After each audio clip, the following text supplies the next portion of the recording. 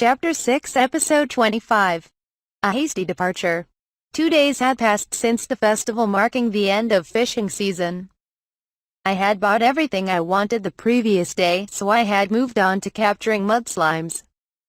Sarah Lipka had told me that I only had to use mud magic to find one, but I had never used a mud spell before. That being said, I had seen mud magic before and knew that it was a combination of earth and water magic. I was certain that I'd get the hang of it if I tried hard enough. Over here, slime guy. Nikki and I had come to a particularly muddy spot in the forest. Okay, let's give this a try. Mud magic. In simplest terms, mud was a mixture of water and earth. I combined magical powers of both elements and imagined seeping it down into the muddy ground to make waves in the mud, like the water spell wave.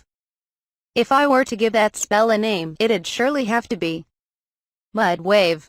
Upon casting, ripples formed in the mud, growing into waves. Just as they crashed into the surrounding trees and swallowed their roots. Whoa, here they come, slime guy. Wow. There's so many of them.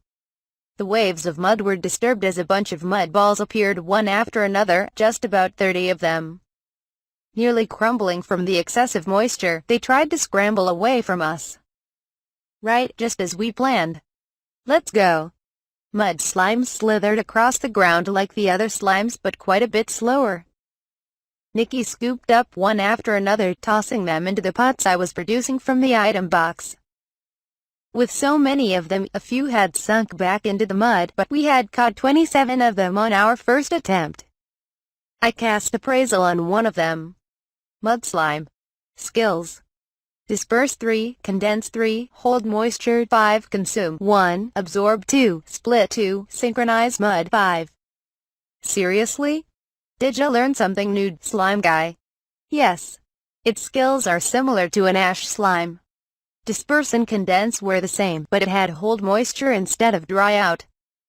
Most notably, however, I saw synchronize mud. I had never seen a skill name with parentheses in it before, but it must have meant that it could only synchronize with mud. This made for another new slime in my arsenal. Since I was able to catch nearly 30 of them in one go, I could gather enough to turn into a big or huge slime with a little more digging. I let Nikki know that I wanted to look for some more mud slimes, and he was happy to tag along. The two of us spent the next few hours running through the woods. Using mud magic made it ridiculously easy for me to find mud slimes. It was rather like casting a net into a pond packed full of fish. Taking some breaks along the way and moving from location to location, I managed to capture and contract over 600 of them without us straining ourselves too much. No matter where I cast mud magic, there were at least 4 or 5 of them that sprung out, so I was wondering at this point if most of the mud in the forest was made up of mud slimes. Ooh. What's up? Look, over there, Nikki pointed. That's the tree near your secret lair, right? Hold on a minute. I'll be right back. Nikki ran off into his lair, so I sat on a thick tree root to wait for him. After a couple minutes, Nikki emerged with something cupped in his hands. Here, slime guy. They're yours. What are these? They seem to be rocks, all unevenly shaped and sized. Those are soaklights. You find them in the mud, and you wet them in a dark place to make them glow. They're super rare. Really now. Come to think of it, I recalled how Nikki's secret lair was all lit up when I found him in there. He must have been using these. You're leaving today, right? You taught me a whole bunch of stuff, so I wanted to give them to you as thanks. I don't need them anymore, after all. You don't. To be honest, these fantasy gem-like rocks definitely had me intrigued. But how was he going to have light in his lair without them? Kids can come to these parts of the woods, but it's still far from the village. Yeah, and after what happened before, I talked with Mom and Dad, and I decided to rebuild it closer to the village, somewhere they can easily come see and not worry about me. See, I don't need them anymore. I'm proud of you, Nikki. Hey, I'm big enough to help out the grown-ups around the village now. My pranking days are through. He was talking about helping out at the processing plant as his punishment for running away, but he did seem to enjoy the work.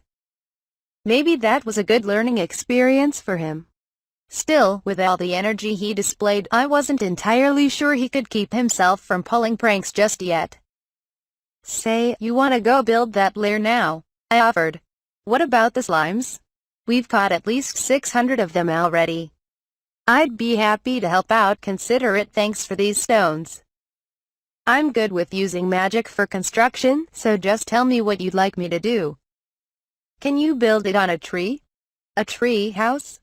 "I could probably manage a simple one, but I'd have to see the site first."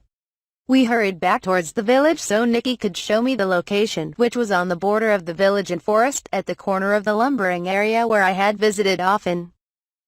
Nikki had his eyes set on a tree that had grown too thick to mill and was left alone. "Dad talked to the village elder and the other grown-ups, so I can use this tree and some of the space around it. He said he'd help me build it too." "All right. The trunk and the branches are thick enough. They should support a good amount of weight." The big decision to make was where on the tree to build the lair. Nikki had told me on our way here that he had envisioned a treetop cottage. Right. To mention home, I called the wire slime out. Slime guy, you're not going to cut the tree with that, are you?" I reassured him that I wasn't going to use the wire slime to cut any part of the tree, and gave the slime my orders. The mangrove-like tree branched out often, so I had the slime pull and bend those branches with its wires to make space. And then, grow. I cast a spell that made plants grow, making the branches slowly grow in size, digging into the wire. By forcing growth while the branches were bent, I was trying to keep the branches in that formation. Wow. You're changing the shape of the tree. There's actually an art form called bonsai, where you change the shape of a tree. That's normally done with a potted tree over years and decades, though. I tugged on a thin, flexible branch and wrapped it around a neighboring branch, twining them together. Once they were thick enough, it didn't even budge when I dangled from it. I ought to set up a swing here. After all, it's not a proper tree house without a swing, is it? "I'll help." "Okay, Nikki. I'll cast the wire, so help me pull." We spent an hour bending the branches of the large tree. Most of the branches now stretched out of the trunk horizontally before curving up. They weren't exactly uniform, but it almost looked like a giant table. You could pass boards through the spaces between the branches to build a comfortably sized cottage. I think all that's left is to set up the swing, plus a rope ladder so you can get up there. What about the cottage? You should ask your dad about that. He said he'd help you, didn't he? Yeah? We're gonna make a wicked lair together, and when you come back here, you'll totally have to see it. Then, we gathered up enough lumber and built the rope ladder and swing together and got it all set up. "Finished," we exclaimed together. Granted, it was just a foundation right now, but I still thought it went well, all things considered. It was almost time for me to take my leave anyway. "You're leaving, slime guy?" "Not before I say my goodbyes to the villagers first." I had told them that I would be leaving by the end of the day, but it would have been rude to leave without saying goodbye. We quickly cleared up our workspace and returned to Hoy's house where I had been staying. There he is. There was a crowd outside the house, the sycamores pure among them.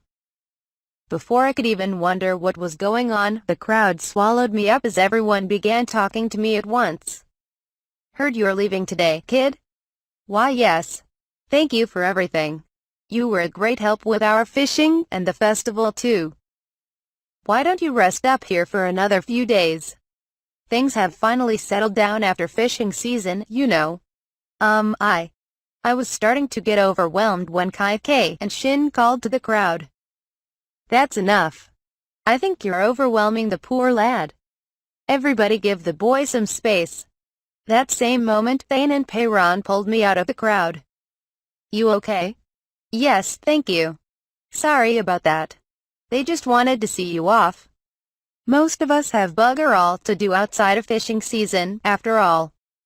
Even as we spoke, the crowd seemed to be growing. Then, May and her mother emerged from the house and handed me a large leaf wrap. Whatever was inside, it smelled delicious. "Take this with you, Ryoma. Maybe I'll use it for dinner tonight." Hoy stepped out of the door and said, "Take care. Everyone, I have to thank you all for your kindness while I've been here. This was a great experience for me," I said, loud enough for people in the crowd to hear. "As long as you enjoyed yourself. Hey, take this too. Want some mad salamander jerky? Come back whenever you want. This is from last year, but it should still be good. If it tastes funky, give it to your slimes." Everyone in the crowd started chatting me up again, some of them giving me souvenirs and food. I struggled to keep up with all of the energy, but the community around me was so bright and warm. I certainly didn't expect a farewell party this big. Of course, I knew they had more time on their hands after the fishing season, but still.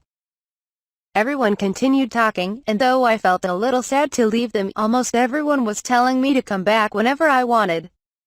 So I decided there was no need to be mopey about it. "Thank you so much.